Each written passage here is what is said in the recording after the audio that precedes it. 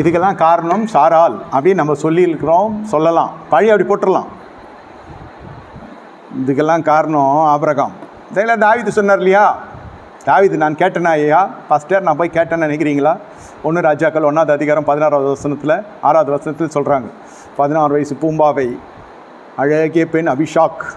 அது படித்தோடனே நமக்கு ஷாக். என்ன பண்ணுறானுங்க இந்த படுபாய்ங்க? கூட்டம் வந்து ராஜாவுக்கு சூடு உண்டாக்க கல்யாணம் பண்ணி வச்சுட்டானுங்க. ராஜா தானே, எழும்பி எதையாவது கூப்பிட்டு எவனையாவது யாரா அது மாதிரி செஞ்சது, உங்களை இதை பண்ணுறோம் அதை பண்ண சொல்லியிருப்பாரா? இவர் கன்சாடையாக இருக்கார். ராஜாவில் அறியவில்லைன்னு போட்டிருக்கு. ஏன்னா ஒரு நர்ஸு கிடைக்கல உங்களுக்கு அந்த ராஜ்யபாரத்தில், ஒரு நர்ஸு ப்ரைவேட் நர்ஸு கிடைக்கல உங்களுக்கு ராஜாவுக்கு பணிவிடை பண்ணுறதுக்கு. எல்லாம் சிம்பிளாக பண்ணுங்கப்பா விடுங்கப்பான்ற மாதிரி தாத்தா படுத்துன்னு இருக்குது. ஏஞ்சி நிற்க முடியலையா?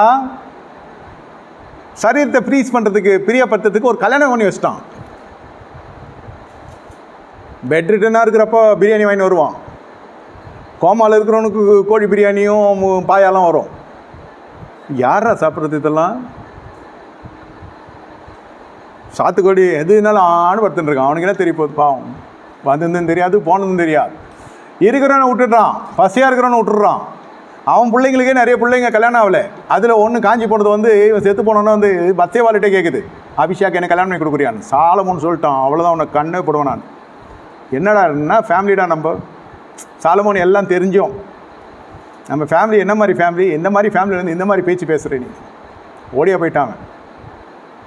தான் ராஜா அறியலை இல்லையா, அவன் அழகு.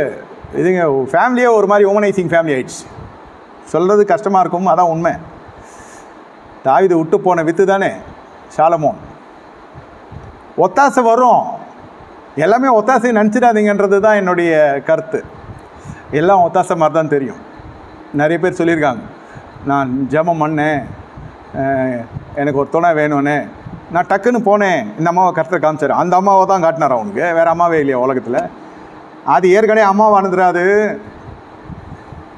அது ஏற்கனவே அம்மா நட்டியோ அது இல்லை, அப்போ புருஷன் இல்லை, அதனால் நீ பிக்கப் பண்ணுறியா?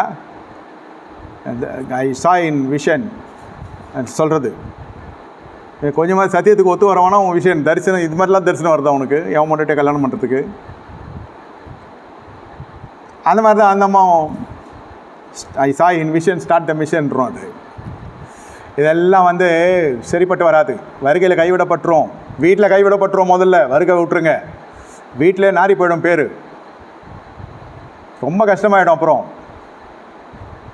வாழ்க்கையை விளையாடாதீங்க. ஒத்தாசை வரும் பருவங்களே கண்ணில் ஏறெடுத்து பாருங்கள். உங்கள் கவனம் முழுவதும் கர்த்தர் இடத்துல இருக்கணும், பரிசுத்தத்தில் இருக்கணும், விசுவாசத்தில் இருக்கணும். அப்படியெல்லாம் இருந்தே இவர் ஆபிரகாம் கோட்டை விட்டார். அது கடைசியில் எவ்வளோ பெரிய இடர்கள் உண்டாக்குச்சு தெரியுமா? எவ்வளோ ஒரு அதுதான் அந்த அதுக்குள்ளே மனம் திரும்புதல் வந்துச்சு அந்த தேவ மனுஷனுக்கு. கடைசி வரைக்கும் இஸ்மாயிலை லவ் பண்ணார். என் பிள்ளை முதல் பிள்ளை ஆகாரே விட்டுரு, அவன் மூலியமாக நம்மளுக்கு ஒரு பிள்ளை வந்துச்சு. என்ன கரோடு வித்த காசுக்கு நாராது இல்லையா? அந்த மாதிரி பரவாயில்ல, இஸ்மாயில் என் சாடையில் இருக்கான், இஸ்மாயில் என் குமாரன். ஆண்டவர் பார்த்தார். அனுப்பு. ஆண்டவர் சாரால் சொன்னது ஆபிரகாம் விசனமாக இருக்குது. ஆனால் ஆண்டவர் சொன்னார்ன்னு சொல்லிட்டு துருத்தியில் தண்ணீர் கொடுத்து அனுப்பிச்சி அவர் ஜெயிச்சு காமிச்சிட்டார். ஆண்டவரே நான் செஞ்ச தவறு தான், நிராகரிச்சிருக்கணும், நிராகரிக்கலை. சரி, இப்போ ஒரு ஆப்பர்ச்சுனிட்டி கொடுக்குறீங்க, ஒரு சான்ஸ் கொடுக்குறீங்க, நான் நிவர்த்தி பண்ணிட்டு நான் ஜெயிச்சிடுறேன், பிசாசி தோத்துடணும். அதோட அவர் touch never kept in touch. நீ அமிச்சிட்டு இப்படி போன அப்புறம் வரேன் அந்த மாதிரி அதெல்லாம் இல்லை. அமிச்சது தான் அது, அதோட டச்சே கிடையாது. அதோடு போய் தான் ஏசாவை தூக்கிட்டான் இஸ்மவேல். இந்த கோபம் தான். ஆனால் ஆபிரகாம் லைஃப் கிளியர் ஆயிடுச்சு. ஆனால் விட்டுட்டு போனது என்னது? முல்லான சந்ததி இன்னைய வரைக்கும். எதையாவது எசக்கு புசுக்காக கர்த்தரை கொடுத்தாரு, கர்த்தரை காட்டினாரு, ஏவனாரு தாவனாருன்னு போய் எதையாவது கூட்டின்னு வந்து வீட்டில் விட்டு வாழ்க்கையை கெடுத்துக்கிட்டு அதெல்லாம் கொஞ்சத்துலலாம் நீங்கள் நினைக்கிற மாதிரிலாம் அனுப்ப முடியாது. சோதனைக்குனே குழந்தை பிறக்கும். எத்தனையோ பேர் நான் பார்த்துருக்கிறேன், அவன் தான் செத்து போயிருக்கான தவிர அந்த மாதிரி கூட்டு வந்த நபரெல்லாம் கொடி கட்டி பறக்கிறாங்க. தாய் தோப்பன் சமாச்சி வச்ச சொத்தை சகோதரிகளுக்கெல்லாம் வஞ்சம் பண்ணிட்டு எடுத்து போய் பேரில் எழுதிக்கிட்டு பாதியிலே போயிட்டார் ஐயா உலகத்தை விட்டே. நேச்சுரல் டெத்து தான். அம்புட்டு சொத்தம் ஆத்தா பேருக்கு வந்துருச்சு. யாருக்கு? அந்த அம்மையார் பேரில் வந்துருச்சு. அவ்வளோதான். வால் தலையாச்சு. என்ன ஆச்சோ இப்போ தெரில. ஒன்றும் அதெல்லாம் ஜெயித்து வர முடியாது, ஆசீர்வாதமாக இருக்க முடியாது. இந்த மாதிரிலாம் பண்ணால் பூமியில் இராதபடிக்கு ஒரு சூழ்நிலை வந்துடும். பார்த்து நடந்து கொள்ளுங்க.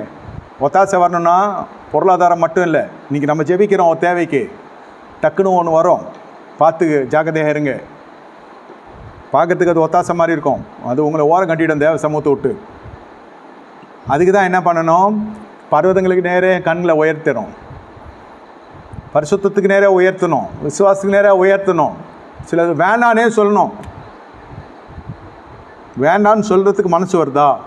எது கொடுத்தாலும் வேணும் வேணும்னு சொல்கிறது தான் நம்மளுக்கு பழக்கம்னா ஒன்றும் பண்ண முடியாது, நம்ம தோற்றுருவோன்னு அர்த்தம். மீதி வருகிற ஒத்தாசைகள்லாம் சாயந்தரம் பார்ப்போம். இப்போ கண்களை மூடி கத்தை நோக்கி பார்ப்போம். ஆண்டவரே ஸ்தோத்திரிக்கிறோம், சொன்ன உங்களுடைய அருமையான ஆழமான சத்தியத்துக்காக ஸ்தோத்திரம். ஆண்டவரே உணர்ச்சி வசப்பட்டு எதுலேயுமே இஸ்மவேலானாலும் லோத்தானாலும் சாரால் உடைய ஏவுதலின் பேரில் ஆகாரானாலும் எதுலேயுமே உடன்படாத ஒன்றும் உங்களுடைய அடியார்களே ஆவியின் அபிஷேகம் காத்து கொள்ளுங்க. வானத்தை நோக்கி பார்க்கிற அனுபவத்தை தாங்க. ஆண்டவரே உங்கள் விசுவாசம் உடைய பரிசுத்தம் இடை கட்டுங்க. இயேசுவின் தெளிக்கிறோம், இயேசுவின் நாமத்தில் பிதாவே, ஆமென். என் ஆத்துமாவே கர்த்தரை ஸ்தோத்திரி, முழு நாமத்தை ஸ்தோத்திரி, ஆத்துமாவே கர்த்தரை ஸ்தோத்திரி, கர்த்தர் செய் சகல உபகாரம். ஆமென். கர்த்தராகிய இயேசு கிறிஸ்துவின் கிருபையும் பிதாவாகிய தேவனுடைய அன்பும் பரிசுத்த அன்யோன்ய ஐக்கியம் நம்ம அனைவருக்கும் சதாகாலம் சொல்ல பரிசுத்தம் கூட இருப்பதாக.